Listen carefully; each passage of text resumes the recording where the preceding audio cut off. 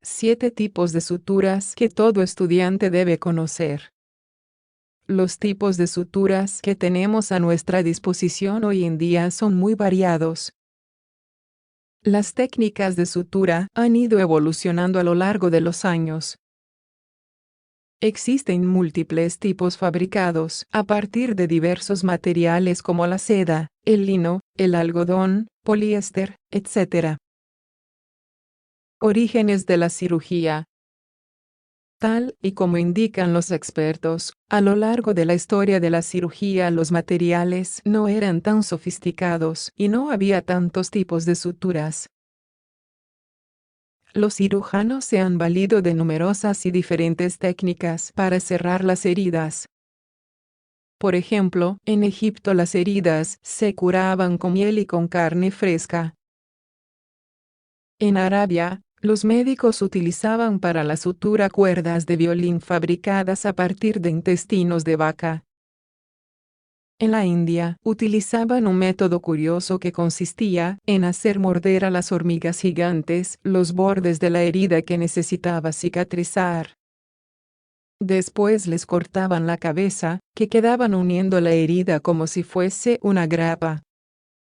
Más adelante, las técnicas se fueron puliendo y se fueron fabricando hilos encerados a partir de despojos animales. Sin embargo, no fue hasta la Primera Guerra Mundial cuando se diseñaron los primeros hilos absorbibles, siendo esta una característica a tener en cuenta a la hora de clasificar las suturas. Características de una sutura.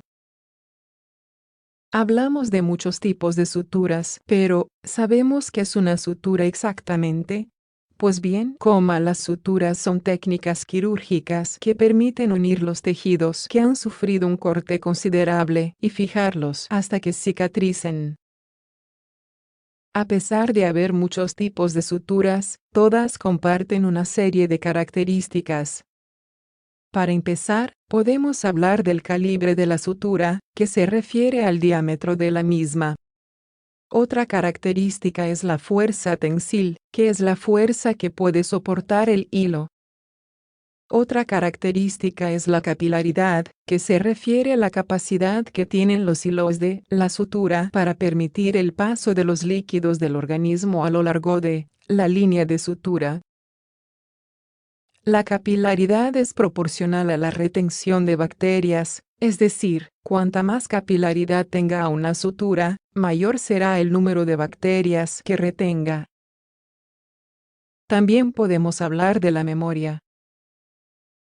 Esta característica es la tendencia de la sutura a volver a su estado original. Por otra parte tenemos el coeficiente de fricción.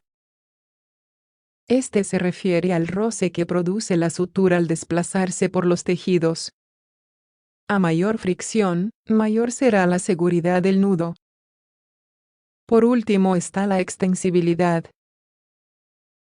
Las suturas tienen la capacidad de estirarse ligeramente y recuperar su forma después del nudo. Clasificación de las suturas. Las suturas se pueden clasificar según su estructura física o según su capacidad de reabsorción. La primera clasificación consiste en una división entre las suturas monofilamento y las suturas multifilamento.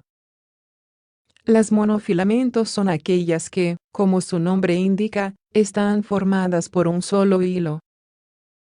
En cambio, las multifilamento están formadas por un trenzado de múltiples filamentos del mismo o de distinto material. También podemos distinguir las suturas reabsorbibles de las no reabsorbibles en función de la capacidad de reabsorción de los materiales, pero, ¿cómo puede un hilo desaparecer del cuerpo así sin más? Las suturas que son de origen natural se reabsorben porque son atacadas por las enzimas del organismo, que las rompen y facilitan su reabsorción. El problema de estas es que además de atacar a la sutura, causará una serie de lesiones en los tejidos de alrededor.